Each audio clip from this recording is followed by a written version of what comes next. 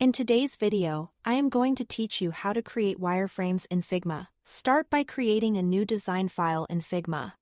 Head to the Frame tool or press F on your keyboard and choose frames that match your target screen sizes. You can pick presets for mobile, tablet, and desktop, so you are working at realistic dimensions. Place these frames side by side and name them clearly, like mobile home, tablet home, and desktop home, to stay organized as your project grows. Next, use the rectangle tool by pressing R to block out content. Draw rectangles to represent headers, navigation bars, image placeholders, cards, and buttons. Keep everything simple and geometric. If you are indicating a button, a small corner radius can suggest clickability without turning it into a polished design. Duplicate shapes quickly with Alt or Option drag.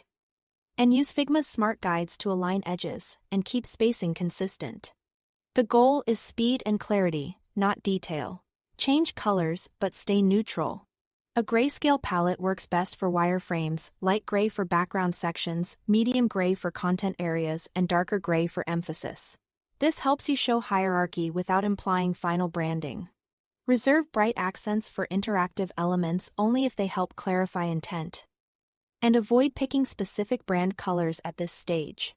For responsive, flexible structure, apply auto layout to groups of elements. Select a set of items, then add auto layout and choose a direction vertical for stacks like lists or horizontal for nav bars. Adjust spacing between items and padding around the group to quickly test different densities. Use alignment controls to anchor content left, center, or right. And try resizing options so elements grow or hug contents as screens change.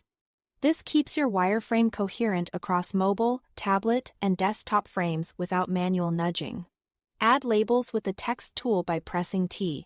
Keep the copy straightforward.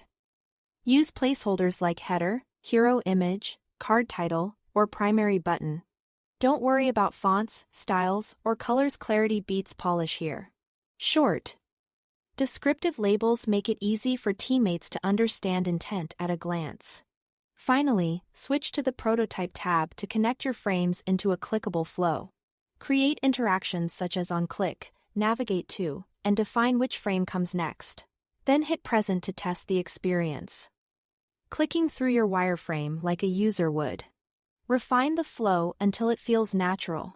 That's it. Thanks for watching.